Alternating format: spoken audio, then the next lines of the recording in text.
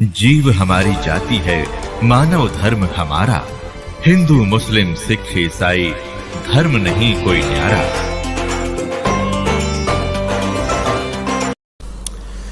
भजन कर राम दुआई रे, भजन कर राम दुआई रे, भजन कर राम दुआई रे, भजन कर राम दुआई रे।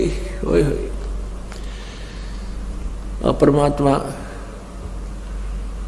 आप जी को कितने प्रकार से समझाने की चेष्टा करता है कि किसी प्रकार या बुद्धू आत्मा ना जाने कौन सी चोट इसका लग जा और ये संभाल ले अपने मूल कार्य को। पुण्यात्माओं, हम इस काल के कुएं में पड़े हैं। जैसे कुएं में बाल्टी गिर जाती है तो बाल्टी निकालने के लिए क्या करता है निकालने वाला, एक हुक होते हैं उसमें 20, 25, 21, 22, 15, 16 हुक होते हैं, हुक, और उनको एक कड़े में डाल दिया जाता है और वो अलग अलग से ऐसे ऐसे अलग अलग उनको उसमें जड़ा हुआ होता है, डाला होता है, और उसको रस्से से बांध कर कुएं में डालते हैं। वो एक कड़ा भी डाल सकता था, नहीं, ज्यादा कड़े इसलिए, ज्यादा हुक इसलिए डाले गए ना जाने कौन से में उलझ जा।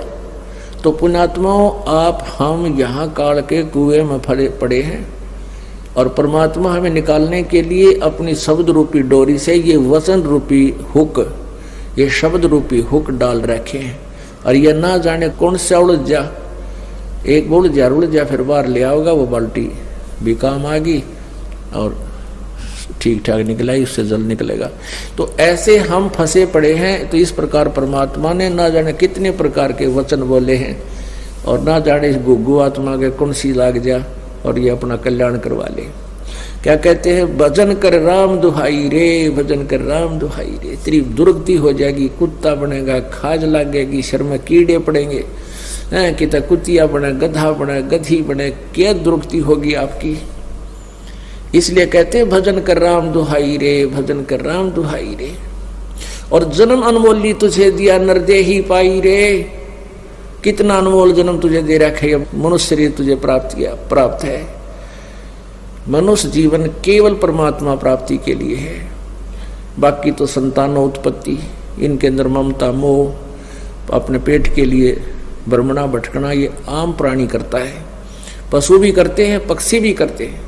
परमात्मा ने एक न्यारी ड्रेस हमें दी है, हमें अलग से एक भिन्न चोला दिया है, शरीर दिया है, और इससे हम परमात्मा प्राप्ति कर सकते हैं। इसका केवल इसको देने का एक यही उद्देश्य था और हम मूल उद्देश्य भूलकर आम प्राणी जैसे कर्म ही करके अपना जीवन व्यर्थ कर रहे हैं। इसलिए भगवान हमें याद दिलाता है, भजन कर राम दुआई रे, भजन कर राम दुआई रे, भजन करे राम दुहाई रे, भजन कर राम दुआई रे। जन्म अनमोली तुझे दिया नर देही पाई रे, देही को देवा लोच ही सुर नर मुनि भाई रे। कितनी प्यारी बात कही परमात्मा ने। कहते हैं इस मानव शरीर को देवता भी तड़फ रहे हैं। देवता लोगों को उस समय पता लगता है जब ये वहां पहुंच जाते हैं, जो यहाँ भक्ति जैसी कि इनको ऊपर देव पद प्राप्त होता है। 33 करोड़ देव पद हैं। जैसे अपने यहाँ MP की सीट है अपने भारतवर्ष में 500, ये फिक्स है, और इनमें आगे आदमी व्यक्ति बदलते रहते हैं। तो ऐसे ऊपर 33 करोड़ देवताओं की सीट है। उन्हीं में से ब्रह्मा, विष्णु, महेश और फिर उनके अंतर्गत जितने अधिकारी वो लगाए जाते हैं। वरुण है ये जल का देवता, कुबेर है ये धन का देवता, वित्त मंत्री। तो कहते 33 करोड़ देवता हैं। उनको वहां जाने के बाद पता चलता है कि तुम्हारा ये पुण्य क्षीण होगा, और पुण्य क्षीण होने के बाद तुम्हारी मृत्यु भी होगी, तुम्हें नरक भी जाना होगा। फिर उनको याद आती है कि ये ऐसी कैसी बनी, हमने तो भक्ति की थी, तो वो फिर आपस में विचार विमर्श करते हैं। भाई वेदों में लिखा है कि तत्वदर्शी संत की खोज करो, तत्वदर्शी संत से पूछो परमात्मा के बारे में। हमें वो तत्वदर्शी संत नहीं मिले। तो वो क्या बात कहते हैं, भगवान हमें अब की बार जब मनुष्य शरीर मिल जाएगा, एक बार मनुष्य शरीर मिले, हम पूर्ण परमात्मा की भक्ति तत्वदर्शी संत की खोज करके करेंगे। हमारे साथ तो धोखा हो गया। जैसे कई भाई बहन मजबूरी व्यवस्था के अंदर आकर सोच लेते हैं हम खुदकशी कर ले, आत्महत्या कर लेते हैं, हमें दुख दूर हो जाएगा। नहीं, आत्महत्या करने से दुख दूर नहीं हो सकता। यो शरीर तो दूर हो सकता है, विष खा लेने से, फांसी लगा लेने से शरीर तो नष्ट कर दिया आपने, लेकिन दुख तो न्यू का न्यू रहेगा। फिर गधा बन गए, गधा बन गया जाते लट्ठम लट्ठा, फिर बता के सुख होया। तो इसका सुख यही होगा कि आप सत भक्ति करो, आपके संकट का भी निवारण होगा, वर्तमान में भी आपको राहत मिलेगी। फिर आगे तो कहते इस देही को देवा लोचते सुर नर मुनि भाई रे, सनकादिक नारद रटे चहु वेदा गाई रे, भक्ति करे भवजल तेरे पर सतगुरु शरणाई रे। कहते हैं सभी सनक सनंदन, ये 4 पुत्र है ब्रह्मा के, छोटी आयु के इनकी आयु रहती है, इसी एज में रहती है 5 वर्ष की आयु के, लेकिन आयु के विद्वान बहुत माने जाते हैं। कहते हैं ये तुम्हारे सनक सनंदन भी भक्ति कर रहे हैं, और 4 वेदों में भी यही कहा गया है कि भक्ति करो, लेकिन सतगुरु शरणाई रे, यानी तत्वदर्शी संत की शरण में जाकर भक्ति करो, तब तुम्हारा मोक्ष होगा। सनकादिक नारद रटे 4 वेदा गाई रे, भक्ति करे भवजल तेरे पर सतगुरु शरणाई रे।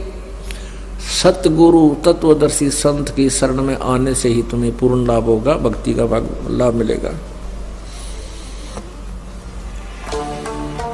मिर्गा कठिन कठोर है कौ कांडे काई रे, कस्तूरी है नाभि में ये बाहर भरमाई रे। एक मृग के नाभि में परमात्मा की रजा होती है, गॉड गिवन, उसकी नाभि में सुंडी में कस्तूरी बन जाती है, और उसकी महक उसको अपने अंदर से आती है।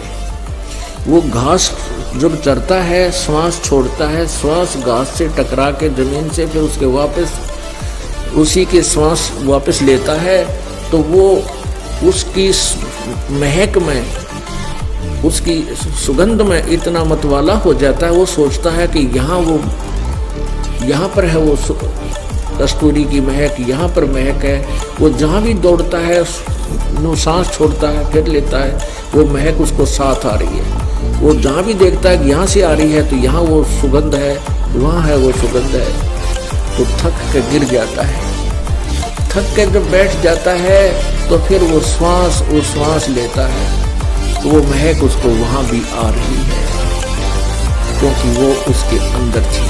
तो परमात्मा कहते हैं कि ये मन रूपी मृग कभी तीर्थों में जाता है, कभी कावड़ लेने जाता है, कभी कहाँ जाता है, किसी मंदिर में जाता है, किसी मस्जिद में, किसी गुरुद्वारे में, ये सोचता है यहाँ भगवान है, यहाँ भगवान है, और वो उसकी कसक उसके अंदर ही थी। वह कसक जो पिछले पुण्य की कमाई थी वो उसके साथ थी, और वो उसको लिए फिर रही थी, उसको उठाए फिर रही थी। और जब सतगुरु मिल गए तो उसको बैठा दिया उस मृग की तरह, बेटा बैठ, अरे सांस का सेवन करे, अब देखना वो मैग तुझे यहाँ मिलेगी, वो वस्तु अब मिलेगी तुझे। अब क्या बताते हैं भाई, जो गुरु वचन पे डट गे रकट गे फंद 84 के, कट गे फंद 84 के, रकट गे फंद 84 के। भाई जो गुरु वचन पे डट गे रकट गे फंद 84 के, वस्तु मिली ठोर की ठोर मिट गई मन पापी की दौड़, वस्तु मिली ठोर की ठोर मिट गई मन पापी की दौड़। ये भरम मिटे मथुरा काशी के, भरम मिटे मथुरा काशी के भाई जो गुरु बचन पे डट गए रकट गए फंद 84 की। यहाँ परमात्मा कहते हैं कि ये मृगा कठिन कठोर है, कहो कहाँ डैक आई रे, कहाँ धक्के खाता है, कभी तीर्थों को, कभी मथुरा में, गया जी पर ठंड भगवान ठंड करने। और कस्तूरी है नाभि में, ये बाहर बरमाई रे। राजा डूबे मान में, पंडित चतुराई रे। राजा लोगों में अभिमान हो जाता है, 4 सैनिक हो गए साथ में, 10 ने सोचा तू के राखी बन गया और उनको तो अभिमान हो गया। और पंडित जिसने 4 अक्षर सीख लिए संस्कृत के और शोकों से उसको नमस्कार करने वाले हो गए, वाह पंडित जी, वाह पंडित जी, वाह भाई क्या बात है। और वो मानना कपि जैसे ही परमात्मा कबीर जी आए थे, उन सुप्रसिद्ध पंडितों को, ब्राह्मणों को, गुरुओं को ललकारा करते थे, समझाया करते थे, लेकिन वो माने नहीं। एकाद रामानंद जी जैसी पुण्यात्मा, सर्वानंद जैसी पुण्यात्मा एकादी सदगुरु के शरण में आ गई, बाकी किसी ने नहीं माना। वो अपने ज्ञान पंडिताई में डूब गए। राजा डूबे मान में, पंडित चतुराई रे। ये ज्ञान गली में बंक है, तन घोर में लाई रे। अब क्या बताते हैं कि इस ज्ञान गली में तो बहुत टेढ़ापन है, तुम नहीं समझ सकते, तुमने अपना शरीर बर्बाद कर दिया। उस साहेब को याद कर जिन सौंज बनाई रे, देखत ही हो जात है पर्वत से राय।